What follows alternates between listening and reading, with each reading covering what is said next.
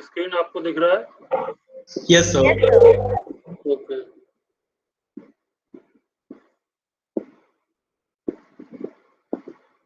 Last time पे हम लोगों ने इन्वर्टर्स के बारे में पढ़ रहे थे, देखा, हम लोग डिस्कस कर रहे थे कि इन्वर्टर्स कैसे वर्क करते हैं। तो मैंने आपको काफी पहले डिस्कस किया हुआ है कि इन्वर्टर जो है आपका, वो हम लोग इंडस्ट्रियल पर्पज से भी यूज कर सकते हैं, होम अप्लायंसेस से भी यूज कर सकते हैं, और जहाँ पर भी रिक्वायरमेंट है उसके अकॉर्डिंग हम लोग इसको डिजाइन कर सकते हैं।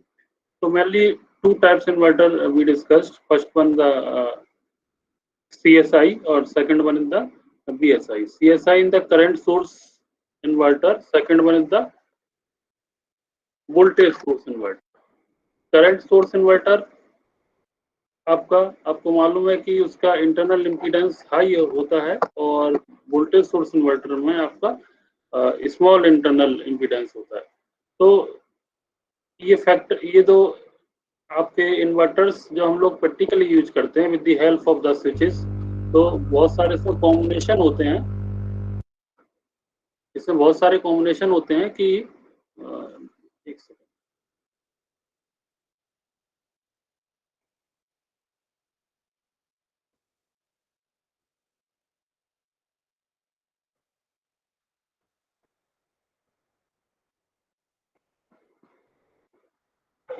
मैं डिस्कस कर रहा था कि इसमें बहुत सारी combination means bridge type circuit हम लोग यूज कर सकते हैं। एक बार में कई सारे नंबर ऑफ थारिस्टर्स यूज कर सकते हैं।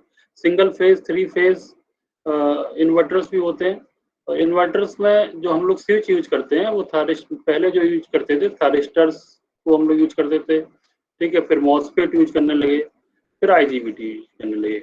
आईजीबीटी जो हम लोग डिस्कस कर रहे थे, पढ़ा है हम लोगों ने आईजीबीटी, हमको पता है कि insulated gate bipolar junction transistor होता है, ठीक है। इससे क्या होता है, इन्वर्टर की स्विचिंग स्पीड एनहेंस होती है। जहां पर भी हम लोग इसको यूज करते हैं वहां पर इसकी स्विचिंग स्पीड हाई हो जाती है। Switching speed in the sense कि स्विच जो है आपका ऑन और ऑफ मोड में रैपिडली वर्क करता है, ठीक है। अब कॉम्बिनेशन में यूज होता है। कॉम्बिनेशन मीन्स एक बार में अगर आपके थारिस्टर, एक बार में स्विच आपका आईजीबीटी अगर हम लोग यूज कर रहे हैं, तो आईजीबीटी के साथ एक हम लोग डायोड भी यूज कर सकते हैं। डायोड पैरेलल में साथ में कनेक्ट रहेगा, ठीक है। तो एक बार में मान लीजिए स्विच 1 और 3 वर्किंग मोड में है, और एक बार में आपके 2 और 4 वर्किंग मोड में है। तो इस तरीके से लोड की तरफ जो है आउटपुट ट्रांसफर होता है।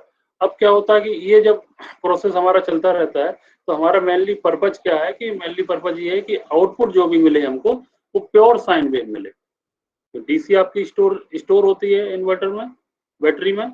फिर वो इन्वर्टर क्या करता है, उस स्टोर डीसी को कन्वर्ट करता है एसी में, ठीक है। अब हमारे पास बहुत सारे नंबर ऑफ फैक्टर्स, बहुत सारे रीजन्स यहाँ पर ऐसे जनरेट हो जाते हैं कि हमको साइन वेव आउटपुट नहीं मिल पाता। Sine wave in the sense कि वो आपका पावर फैक्टर आपका 1 हो, यूनिटी पावर फैक्टर हो, voltage and current both are in same phase में हो, ठीक है। तो देखते हैं कि नंबर ऑफ हार्मोनिक्स जनरेट हो जाते हैं, ठीक है। नंबर ऑफ जब हार्मोनिक्स जनरेट हो जाएंगे तो हम लोगों को क्या करना पड़ेगा, फिल्टर यूज कर सकते हैं फिर हम लोग। तो अब जो आउटपुट वेव फॉर्म है, ठीक है, उसको हम लोग फिल्टर के अकॉर्डिंग, फिल्टर हम लोग कैसे उसमें इन्वर्ट करें, आपको समझ में आ रहा है ना, कि फिल्टर को किस लोकेशन पर हम लोग सेट करें कि जो हमारा आउटपुट है वो हमको साइन वेव मिल जाए, प्योर साइन वेव हमको मिल जाए। प्योर साइन वेव आउटपुट हमको जो मिलने का रीजन क्या है, क्या बेनिफिट है, तो जिससे क्या होगा, हमारा जो भी लोड होगा उसकी लाइफ एनहेंस होगी। जो भी पर्टिकुलर लोड जिससे रन कर रहे होंगे उसकी लाइफ इनहेंस होगी, और क्या होगा कि फ्लक्चुएशंस वहां पर वेरी नहीं होंगे, फ्लक्चुएशंस वहां पर नहीं होंगे। एक तो नंबर ऑफ हार्मोनिक्स को मैंने आपको बताया कि नंबर ऑफ हार्मोनिक्स कैसे हम लोग कंट्रोल कर सकते हैं, तो कई नंबर ऑफ मेथड्स होते हैं, ठीक है। तो अब यहाँ पर क्या है कि हम लोग ये नेक्स्ट टॉपिक देखने जा रहे हैं, wave form control using the filter. अब wave form control using the filter, इस फिल्टर को हम लोग कहाँ पर सेट करें, ठीक है। फिल्टर को हम लोग क्या करेंगे कि लोड और इन्वर्टर के आउटपुट के बीच में हम लोग फिल्टर को यूज कर लेते हैं। तो कॉमनली आपको पता है कि if a filter is connected at the output of an inverter, some harmonics can be eliminated and the waveform can be improved, ठीक है, आपको पता है कि अगर हार्मोनिक्स या जो भी डिस्टॉर्शंस हैं उसको रिमूव करेंगे तो हमारे पास आउटपुट वेवफॉर्म श्योरली इंप्रूव हो जाएगी। ठीक है, अब इस फिल्टर्स कितने तरीके के होते हैं जो हम लोग इन्वर्टर्स में यूज कर सकते हैं? तो बेसिक फिल्टर आप लोगों ने कई सारे पढ़े होंगे। तो ये तो फिल्टर्स हैं, इनको जरा आप जो है अपनी कॉपी में ड्रॉ करिए।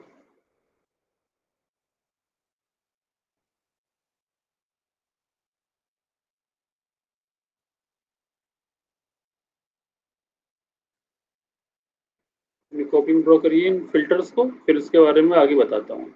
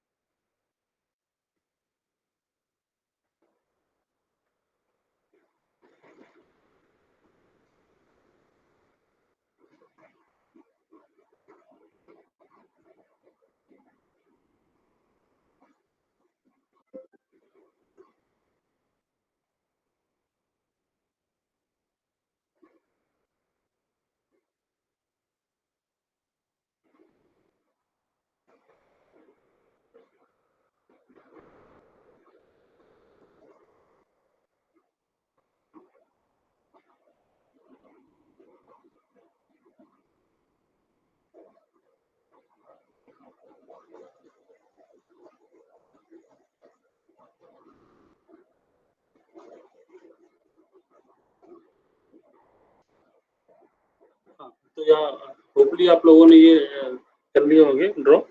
तो नॉर्मली देख रहे हो आप लोग कि एक फिल्टर आपका एलसी फिल्टर है।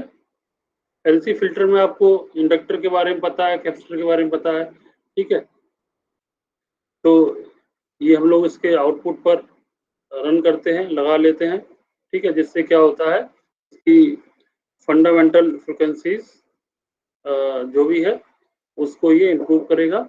देन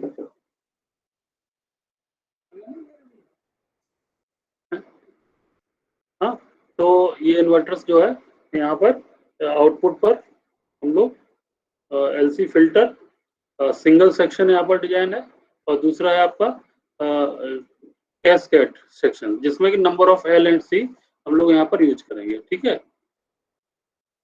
तो एलसी फिल्टर के बारे में ये देखिए यहाँ पर लिखा हुआ है कि the reactance of an inductance increase with the frequency, therefore the effect of a series inductance is to attenuate higher frequency. The reactance of the capacitor inversely proportional to the frequency. Therefore, a shunt capacitor allows higher frequency to be bypassed. If both series inductor and shunt capacitor are used, the combined effect of inductance and capacitance eliminates the higher order of harmonics to considerable extent. तो इसी sequence में हम लोग cascade section भी use कर सकते हैं अगर हमारे पास रिक्वायरमेंट है तो ये तो नॉर्मल फिल्टर आप लोग कई बार पढ़ चुके हो। अब रेजोनेंट फिल्टर यहाँ पर हम लोग यूज करेंगे। रेजोनेंट फिल्टर क्या होगा कि दिस सेक्शन यहाँ पर ये देखो एल एंड सी आपके यहाँ पर सीरीज में कनेक्ट कर दिए गए हैं, और फिर इधर ये एक सेक्शन ये बनाया हुआ है, इसको भी हम लोग यूज कर सकते हैं out at the side of the load, load से पहले और इन्वर्टर के आउटपुट के बीच में हम लोग इसको यूज कर सकते हैं। ठीक है, तो इस रेजोनेंट फिल्टर भी आप लोग ड्रॉ कर लीजिएगा।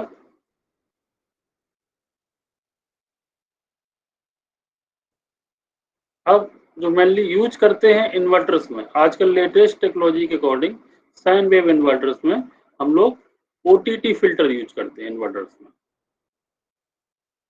ये आप देख रहे हो ओटीटी फिल्टर क्या है। ठीक है, ये वही है एलसी फिल्टर ही है, known as a OTT filter.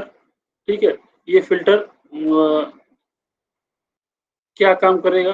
This filter eliminates harmonics from the inverter output side के जो भी हार्मोनिक्स है उसको ये क्या करेगा?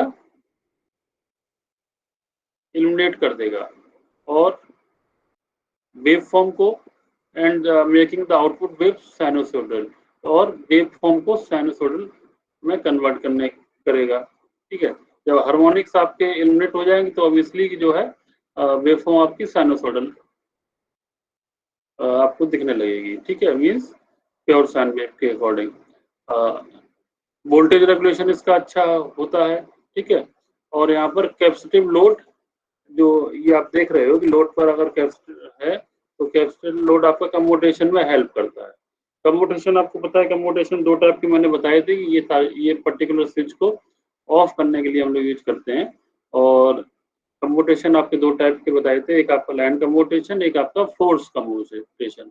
लाइन कम्यूटेशन सेल्फ कम्यूटेशन में क्या था आपका, लाइन कम्यूटेशन में कि आप नॉर्मली सेल्फ ऑटोमेटिकली ये स्विच आपका ऑफ हो जाएगा। और फोर्स कॉम्बिनेशन में क्या था कि combination of the number of passive devices, जिसमें ये इंडक्टर और कैपेसिटर और रेजिस्टर को हम लोग एक मिला के सर्किट को डिजाइन कर लेते थे, वो आपका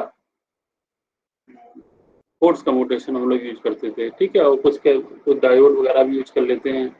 तो ओटीटी फिल्टर में ये देखिए यहाँ पर लिखा हुआ है कि this filter emanates the harmonics from the inverter output, thus making the output wave sinusoidal, provides good voltage regulation and presents a capacitive load to the inverter.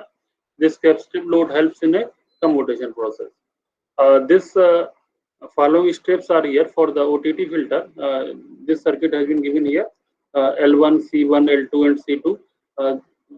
First input side, here we can see the inverter, and output side we can see the load. So particular following steps are here. First one is for calculating this OTT filter, following parameters are here. First one, we can see select desired output frequency from this one side. Second one, find load impedance. Load impedance, we know that the output voltage upon the output current. Third point is the design impedance. Okay, that is the equals to 0.5 into 0.5. That is the load impedance.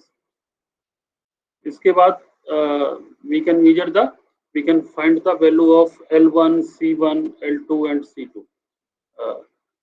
Okay, so L1, L2,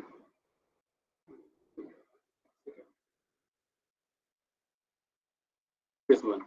यहाँ से हम लोग ये parameters के according, ये आप note कर लीजिए अपनी कॉपी में, ये पैरामीटर्स के according we can find the value of L1, C1, L2 and C2.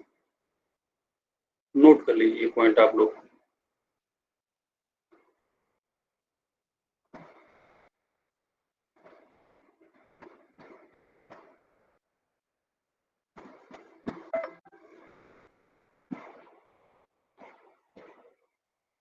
तो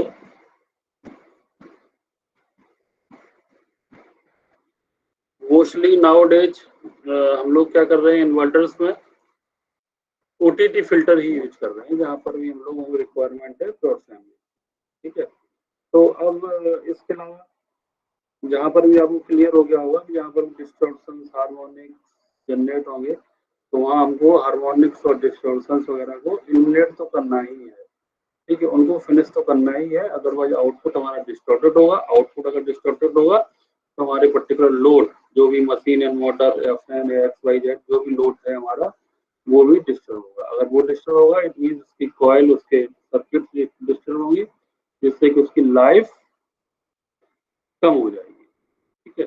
तो आपका LC फिल्टर का ही एडवांस वर्जन है OTT फिल्टर, इनको हम लोग यूज करके डिजाइन कर सकते हैं OTT filter as per the requirement. Next topic हम लोग लेते हैं करंट सोर्स इन्वर्टर।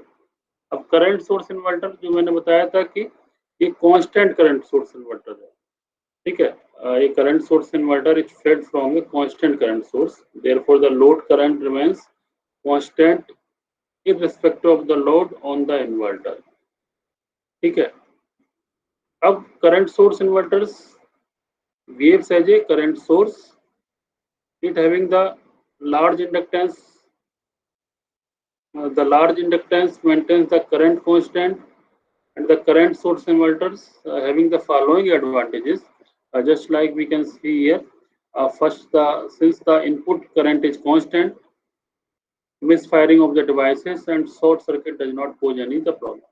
अब इस पॉइंट का क्या मतलब, इस एडवांटेज का क्या मतलब है कि इनपुट करंट कांस्टेंट है, वो क्या बचा रहा है कि miss firing of the devices. Miss firing of the devices means कि अगर पर्टिकुलर आपको प्रोटेक्शन ऑफ द थारिस्टर्स पढ़ाया था, तो वहां पर मैंने ये डिस्कस किया था कि पर्टिकुलर कभी ऐसा टेम्परेचर या हीट ऐसी जनरेट हो जाती है सर्किट के आसपास जहां पर सर्किट हमारा टर्न, स्विच हमारा टर्न ऑन हो सकता है, टर्न ऑन हो सकता है। इट मीन उसको minimum amount of the anode current या लैचिंग करंट वहां पर हमको मिल रही है, जिससे कि सर्किट आपका रन करने लगेगा।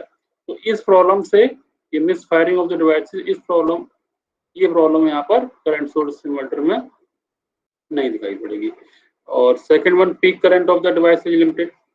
ठीक है, तो जो भी पर्टिकुलर करंट सोर्स इन्वर्टर की जो डिवाइस है उसमें पीक करंट लिमिटेड है। कम्यूटेशन सर्किट आपके सिंपल है, इट मीन्स इजीली इसको हम लोग हैंडल कर सकते हैं, इजीली ये टर्न ऑफ कर सकते हैं पर्टिकुलर करंट सोर्स इन्वर्टर को। ठीक है,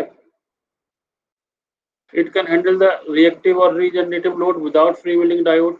लोड्स हमारे रीजनरेटिव जो है वहां पर फ्री व्हीलिंग डायोड के बिना हम लोग यूज कर सकते हैं। फ्री व्हीलिंग डायोड क्या वर्क काम करता था कि जब भी हम लोग पर्टिकुलर स्विच को ऑफ कर देते थे, जो भी स्टोर्ड एनर्जी होती थी इंडक्टर या फिर वहां बैटरी में, तो through the free wheeling diode वो पास होने लगती थी। तो नॉर्मली करंट सोर्स इन्वर्टर हम लोग variable speeds AC Motors use करते हैं, स्टैटिक बार कंपनसेटर्स यूज कर सकते हैं, और जहां पर भी इंडक्शन हीटिंग में भी यूज कर सकते हैं, और as well as home appliances में भी यूज कर सकते हैं। ये करंट सोर्स इन्वर्टर हम लोग पढ़ रहे हैं, ये बहुत छोटा सा टॉपिक हमको दिख रहा है, लेकिन इसके ये बहुत ज़्यादा इसके एडवांटेजेस हैं। इंडस्ट्रियल पर्पज से, होम एप्लीकेशन पर्पज से मोस्टली हम लोग इसको यूज करते हैं। कई तरीके के होते हैं। ठीक है, single phase current source inverter भी होता है और 3 फेज करंट सोर्स इन्वर्टर भी होता है। तो आप सिंगल फेज सर्किट के लिए जरा एक ये सर्किट डायग्राम में इसको ड्रॉ करिए, अदरवाइज इसको समझिए। फर्स्ट वन, फर्स्ट फिगर जो है ये आप लोग इसको जरा रिव्यू करिए इसका, और देखिए कि इसमें नंबर ऑफ थारिस्टर्स कितने यूज किए हुए हैं। ये सर्किट को आपको देख के लग रहा है कि ये नंबर ऑफ थारिस्टर्स क्यों यूज किए हुए हैं, आईजीबीटी क्यों नहीं यूज किए। मेनली ये हम लोग बेसिक सर्किट को लेके चल रहे हैं। ठीक है, इसकी जगह हम लोग स्विच आईजीबीटी भी यूज कर लेते हैं, insulated gate bipolar junction transistor. तो देन हम लोग इसकी स्विच बढ़ जाएगी। लेटेस्ट टेक्नोलॉजी जो आजकल मार्केट में है वो आपकी आईजीबीटी। तो ये सिंगल फेज सर्किट आप लोग जरा ड्रॉ करिए। ओके,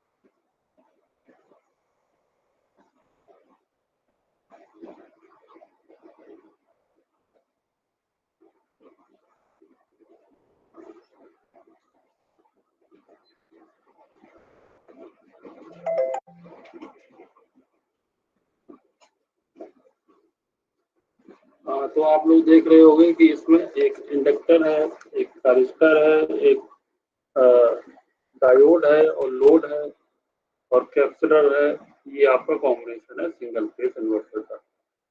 ठीक है, तो इसका इनपुट क्या है ये देखिए, it is fed from a variable voltage DC source through a large inductance. ठीक है, और करंट सोर्स इन्वर्टर क्या काम करता है कि it maintaining the constant current. तो सर्किट डायग्राम अगर आपने ड्रॉ किया है तो जरा वहां से देख के समझिए कि जो आपके नंबर ऑफ थारिस्टर्स हैं 1 2 3 4, TH1 TH2 TH3 and TH4, ये इन्वर्टर सर्किट्स में हम लोगों ने यूज किए हुए हैं। और C1 और C2 जो है कम्यूटेटिंग पर्पज से यूज किए हुए हैं। और डायोड हमारे किस लिए यूज किए हुए हैं, D1 D2 D3 D4 isolate the capacitors from the load and prevent the capacitors from the discharging through the load। ठीक है, वो लोड के थ्रू जो लोड को डिस्चार्ज करने के लिए, ठीक है, हम लोगों ने इन कैपेसिटर्स को यहाँ पर यूज किया हुआ है। It means diodes D1, D2, D3, D4 isolate and the capacitor from the load and prevent the capacitors from the discharging through load। Load के थ्रू ये डिस्चार्ज हो जाएंगे कैपेसिटर्स वन बाई वन। ठीक है, तो सर्किट डायग्राम में देख के आपको क्लियर है कि जो डायरेक्शन है कैसे इसकी होगी करंट की।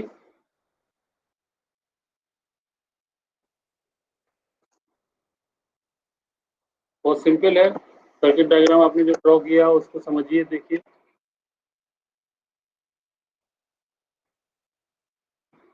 देखिए, first one, let the TH1 and TH2 be conducting, capacitors C1 and C2 would be charged, polarity as shown। अब देखो ये C1 और C2 दोनों आपके चार्ज होंगे जब इसको हम लोग कंडक्ट करेंगे। ठीक है, कंडक्टिंग मोड में होगा कब, थायरसेट TH1 एंड TH2 मींस इसको हम लोग टर्न ऑन कर देंगे। ठीक है, फायर कर देंगे at the angle of the alpha, पर जब हम लोग इसको टर्न ऑन करेंगे तो ये टर्न ऑन हो जाएगा। एंड इसके साथ साथ क्या, TH1, TH3 and TH4 are turned on, the thyristor TH1 and TH2 get reverse biased। ठीक है, जब आपके 3 and 4 ऑन होंगे तो 1 and 2 आपके रिवर्स बायस में चले जाएंगे। और करंट सोर्स इन्वर्टर का ये चीज ध्यान रखिएगा बेटा, ये क्वेश्चन आता है कि करंट सोर्स इन्वर्टर किस कम्यूटेशन के थ्रू हम लोग इसको ऑफ कर सकते हैं।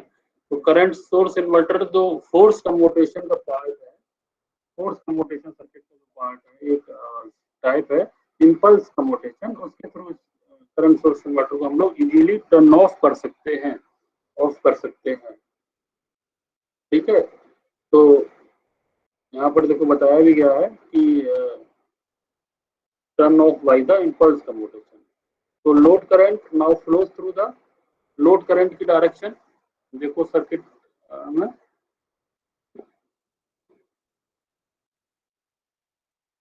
TH3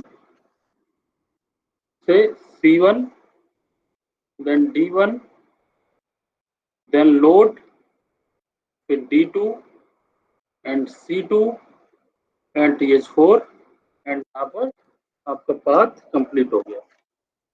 क्लियर, फिर से देख लो, TH3 C1 D1 load D2 C2 and TH4, यहाँ से पाथ इसका कंप्लीट हो गया। Okay,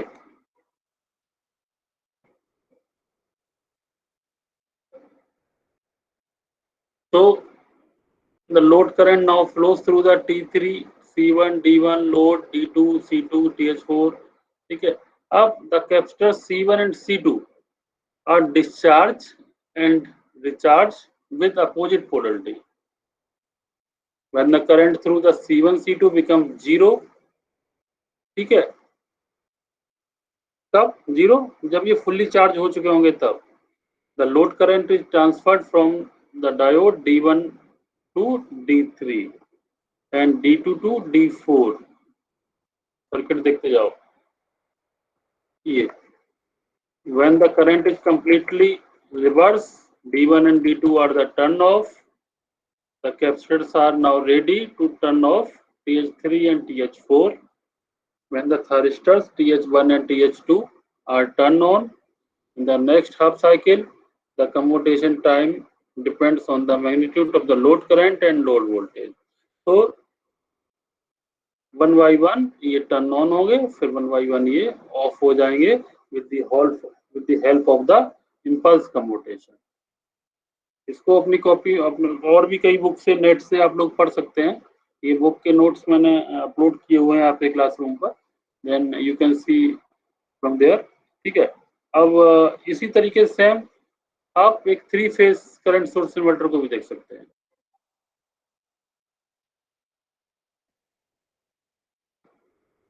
3 phase current source inverter का डायग्राम ड्रॉ करिए। ये डायग्राम ड्रॉ है सेकंड वाला, इसको ड्रॉ कर लीजिए।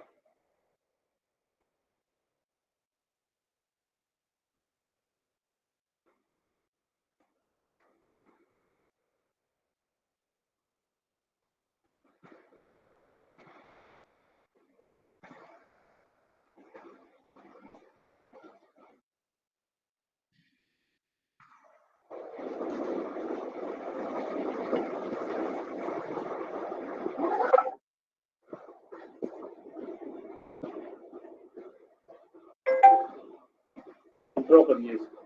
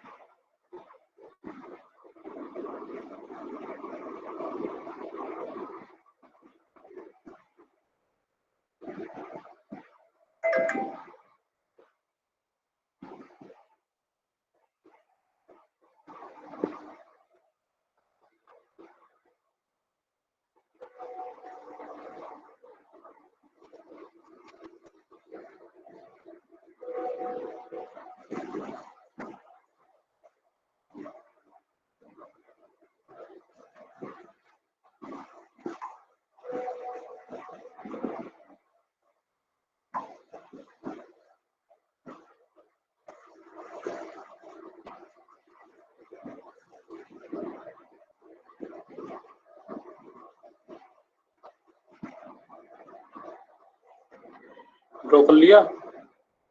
अब देखिए 3 फेज में क्या होता है, ये सिंपल उसी तरीके से, बस यहाँ पर 60 डिग्री 120 डिग्री और उसमें भी 180 डिग्री पर भी ये ऑपरेट हो सकता है। तो डायग्राम आप लोग देख रहे होंगे कि 3 फेज करंट सोर्स इन्वर्टर में, ठीक है, ये बस एक्सटेंशन है आपका सिंगल फेज इन्वर्टर का। यहाँ पर 6 थारिस्टर्स हम लोग यूज कर रहे हैं, TH1 TH2 TH3 and 4 and 5 and 6। Diodes भी 6 यूज कर रहे हैं, कैपेसिटर भी 6 यूज कर रहे हैं, ठीक है। और कैपेसिटर्स क्या कर रहे हैं, ये डिस्चार्ज यहाँ पर भी लोड के थ्रू ही हो रहे हैं। और टर्मिनल्स आपको पता है कि 3 फेज में A B एंड C होते हैं। आउटपुट टर्मिनल्स जो है आपके terminals A B C are the 3 phase output terminals ना, डायग्राम में देखिए। एंड 120 डिग्री ऑपरेटिंग मोड है, जहां पर 2 थारिस्टर्स कंडक्ट करेंगे एक टाइम में, means for 120 degree operating mode 2 thyristors conducted one time.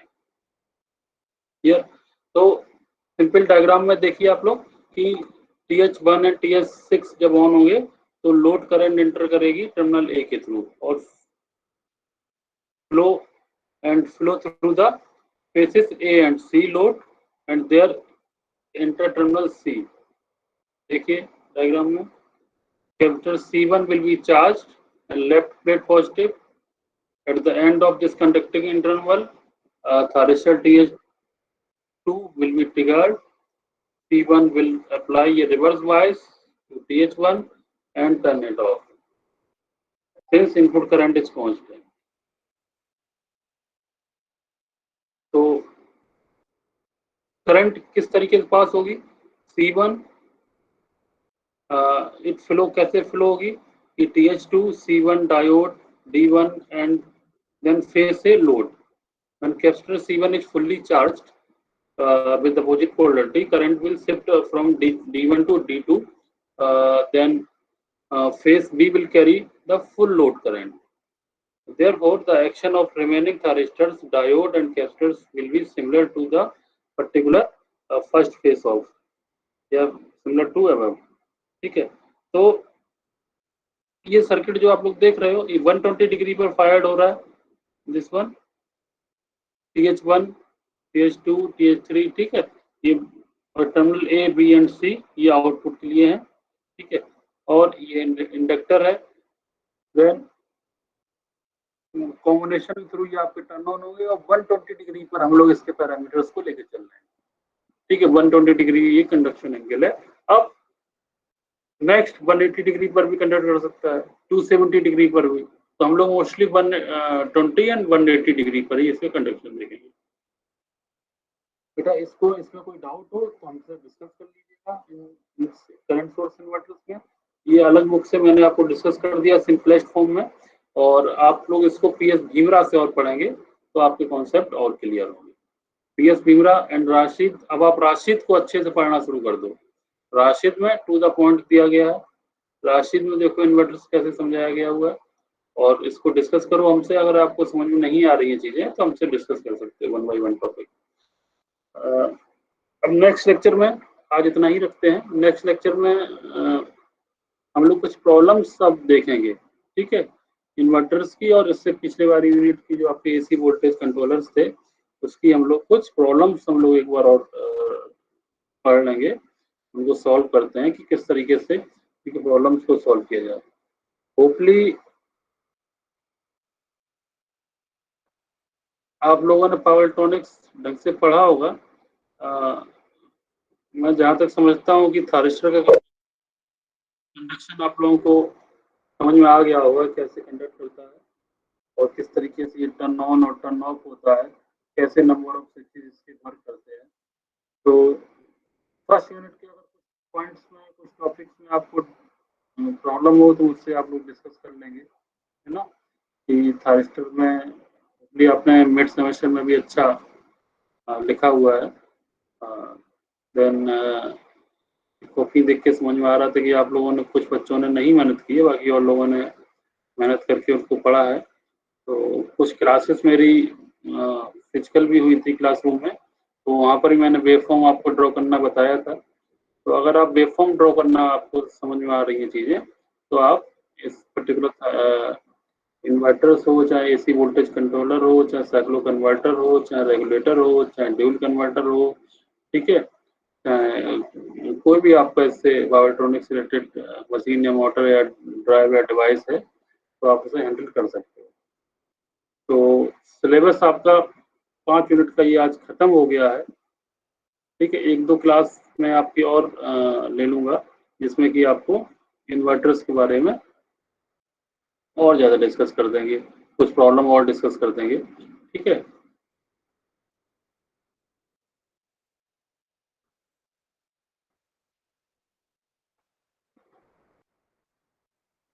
हम लोग हम अटेंडेंस लेते हैं. आप लोग जरा अटेंडेंस दे दीजिए.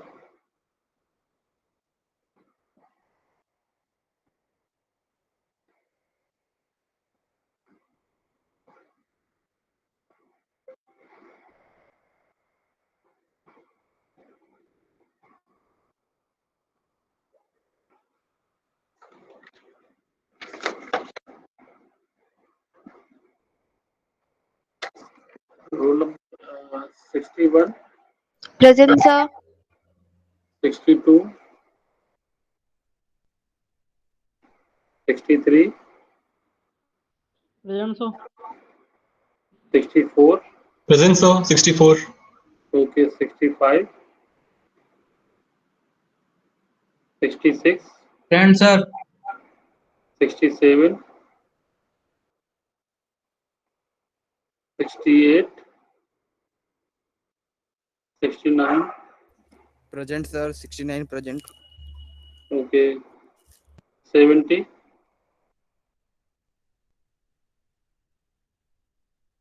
71, Present, sir. 72, 73, Present, sir. 73. 74, Present, sir. 75, 75. Present, sir. 76,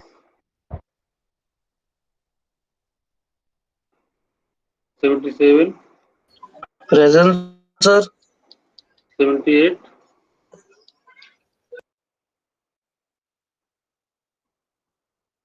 79,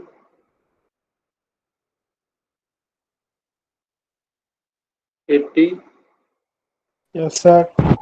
81, 82, 83, Present, sir. 83. 84, Present, sir. 85, Present, sir. 86, Present, sir. 87, 89, oh, sorry, 88,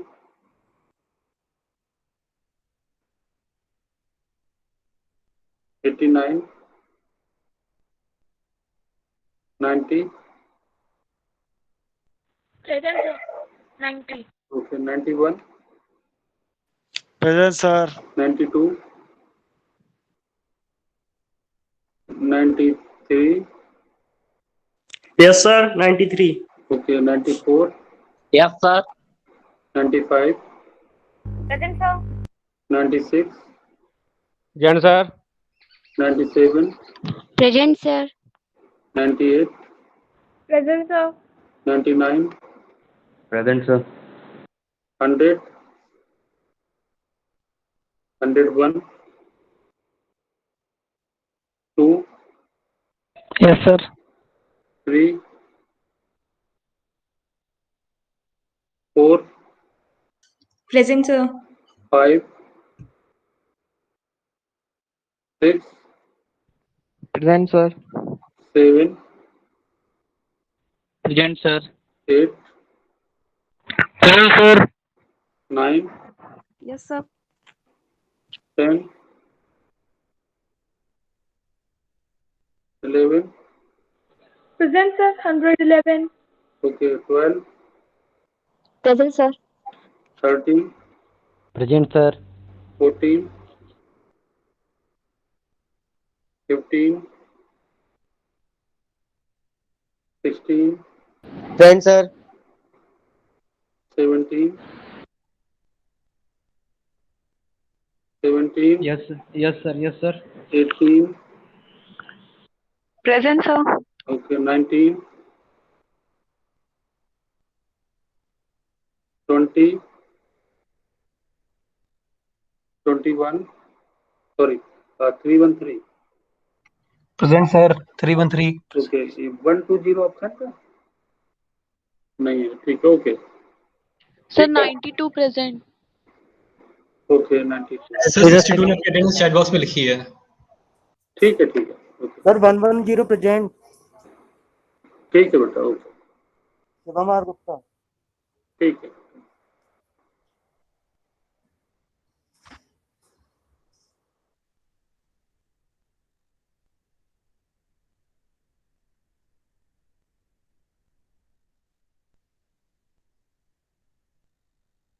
hello.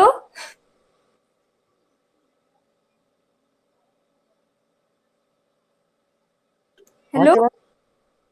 110 की वो नहीं लगाएंगे, उन्होंने कहा मुझसे, क्यों? क्योंकि वो नहीं बोल रहा था टाइम पे, इसलिए. कह रही थे क्या? साग का पागल. अबे मेरे को लगता है लगाई नहीं है उन्होंने. नहीं यार, वो अटेंडेंस का इतना वैल्यू नहीं करते हैं, पता है. और वैल्यू है ही नहीं यार अटेंडेंस की वजह से. अब है भी नहीं, अब तो है भी नहीं, क्योंकि कोरोना टाइम. और बताओ कैसी हो? कैसे हैं? घर में बंद है. अच्छा ये बताओ तुम्हारा स्कॉलर आ गया? हाँ आ गया भाई, तुम्हारा नहीं आया? इतने भाग्यशाली लोग हो तुम लोग. हद है यार. अरे यार, भाग्यशाली क्या है. मेरा नहीं आया, पता है शशि. मेरे तो मैसेज आ गया है बट मेरे तो आया नहीं है. मैसेज मैसेज आ गया 56,600 का। कहाँ पे आ गया है? मतलब कि तुम्हारे बैंक अकाउंट में डाल दी जाएगी? हाँ ये आ गया है कि आपने डिसबर्स कर दी है स्कॉलरशिप, मगर अभी तक अकाउंट में आई नहीं है। SMS पे check किया? ये SMS पे तो कोई दूसरा चक्कर पड़ गया है, वो OTP वगैरह का चक्कर है वो। सारे बैंक अकाउंट चेक किए? क्योंकि मतलब ये है हाँ हाँ कि पता है ना, मेरा मेरा जो बैंक अकाउंट पता नहीं कब मर चुका था, उसमें आई। हमें तो याद भी नहीं था कि वो बैंक अकाउंट है भी अभी। मतलब हम तो वो उसमें आ तो गई। भैया, हाँ उसमें यहाँ वाले अकाउंट में नहीं आई है। मेरी वो 12th में था, मैं ये नहीं आता कि वो बैंक का है जिसमें बैंक अकाउंट था। अच्छा तो वो ब्लॉक हाँ होगा। हाँ, वो पूरा ब्लॉक पड़ा था, कुछ था ही नहीं उसमें। I think last time UPTU की जब वो हुई थी क्या काउंसलिंग वगैरह, तो उसमें 20,000 रुपए जब नहीं वो उसके लिए देने होते हैं, जब तब पापा ने उससे ट्रांजेक्शन कराया था, बस तभी फीस भी मुझे लगता है दूसरे अकाउंट से सबमिट हुई थी, मतलब ड्राफ्ट वगैरह। बिल्कुल बिल्कुल मरा पड़ा था वो अकाउंट। पासबुक ढूंढने में पूरा घर मतलब उथल पुथल मच गया था, तब पासबुक मिली थी उसकी। अरे यार इसी चक्कर में पता है मेरे पे 2 अकाउंट और हैं, मैंने सबके पासबुक पूरे घर में ढूंढी, फिर मिल गई, सबको अपडेट भी करा मैंने, मगर अब किसी में भी नहीं आई है अभी तक। नहीं ऐसा कुछ नहीं, कहाँ पर हो? तुम्हारी आवाज भी कट रही है बहुत। ये प्रॉब्लम नहीं है कि मतलब हमें भी ये लग रहा था, मेरे पैसे नहीं पड़े हुए थे, मतलब प्रॉपर पैसे नहीं पड़े हुए थे, ट्रांजैक्शन हुआ था लेकिन जैसे 2000 मिनिमम बैलेंस है तो वो नहीं था, 1000 ही पड़ा हुआ था। तो हमने तुरंत पैसे डाले कि भाई उसकी वजह से प्रॉब्लम हो, लेकिन ऐसा नहीं है। ब्लॉक पड़ा होगा तो आ जाएगा, चेक करते रहना उसको, क्योंकि मेरे भैया कह रहे थे कि मतलब उसमें प्रॉब्लम होती है। ऐसे अनुश्री की भी मरे हुए अकाउंट में आई थी, मतलब पहले वाले अकाउंट में आई थी। ये तो मैक्सिमम की आ गई है ना, बस मेरी नहीं आई। ठीक है, और बताओ तुम कैसे? मैं ठीक हूँ, बढ़िया हूँ। मैक्सिमम की मेरी यार ऑफिस में बहुत सारे लोगों की नहीं आई, चाची की नहीं आई, आयुषी की शशि नहीं की आई, नहीं आई, शशि शशि का की भी रिजेक्ट बताई की नहीं आई। उसका तो वो रिजेक्ट कर दिया फॉर्म, हाँ पता नहीं क्यों। शशि कह रही थी उसका फॉर्म जो है रिजेक्ट कर दिया। रिजेक्ट। हाँ वो तो सस्पेक्ट किसने रिजेक्ट कर दिया? वो तो ऐसा सस्पेक्ट आया था उसके फॉर्म में, कुछ निस्तारित कर दिया, वो निरस्त कर दिया है। वो उसकी वो ये थी ना CM हेल्पलाइन जो होता है, उस पे उसने डाला था तो उस पर रिजेक्ट कर दिया उसको, उस पे आ गया मैसेज, कह रही थी वो। क्यों? अब पता नहीं होगा कोई इशू उसका। मेरी तो अभी तक बात ही नहीं हुई, लेकिन रिजेक्ट क्यों कर दिया? आज करेंगे, चलो तुमने बताया, पूछते हैं वो उससे। उसने तुमसे पूछा था ना जब स्कॉलरशिप का, कि स्कॉलरशिप आई नहीं आई, पूछा था ना वो तो। हाँ हाँ, हाँ वो तभी उसका रिजेक्ट हुआ था, वो बता देते हैं। पूरी एक एक खबर है तुम्हें। अच्छा अबे यार मेरी नहीं आई तो मेरे को इतनी टेंशन है, बहुत ज्यादा टेंशन है, तो सबसे पूछा है मैंने, क्लास में किसी को नहीं छोड़ा। हाँ, इसलिए पता है, और सबकी आ गई, क्लास में काफी लोगों की आ गई है। देखो जनरल तक नहीं थे ना, सबकी आ गई। देखो तुम्हारी आ गई, प्रवीण तिवारी की आ गई, कृष्णकांत दुबे की आ गई। अच्छा, ये और कृष्णकांत दुबे जनरल है? हाँ दुबे है वो। पता है वो तो मेरा रूम पार्टनर बन गया है। कांग्रेचुलेशन। लेकिन यार ये बताओ कि वो तुम्हारा रूम पार्टनर कैसे? क्योंकि अभी अभी जाने से पहले बना, क्योंकि अब तो मतलब सब कुछ बंद पड़ा है। हाँ हाँ इंटर्नशिप का पता लगा कुछ? इंटर्नशिप कहाँ करोगे, क्या करोगे बताओ? अरे कुछ समझ में नहीं आ रहा है यार। मैं तो सोच रहा था अब ये फिर कोविड का आ गया, मतलब वरना मैं तो कर लेता इंटर्नशिप। इस बार मैं सोच रहा बैंगलोर चला जाऊँ तो वहाँ कर लूँ। थोड़ा सा धीमे धीमे धीमे धीमे, हाँ फिर से बोलो। मैं ये कह रहा हूँ इस बार मैं सोच रहा था बैंगलोर चला जाऊँ, इंटर्नशिप कर लूँ। अच्छे बैंगलोर नहीं, हमारे पिताजी तो सिर्फ नाम ले लेंगे तो 4-5 लग जाएंगे कान के नीचे। हम्म अरे मेरे डीआरडी वगैरह में हमने कहा यार, ये नहीं आर्म्स फैक्ट्री है यहाँ, हम्म तो जी कह रहे थे कि क्या नाम, भर लो बेटा, कर लो, कोशिश कर लो, जितना मन है कर लो, लेकिन जाने थोड़ा ना देंगे। कोई कर लो कोशिश। इतना सवाल मचा हुआ है मैं ठीक है, इसमें। मैं बाद में कॉल कर दूंगा ना, मैं थोड़ा। ठीक ठीक ठीक, चलो ठीक है। बाय।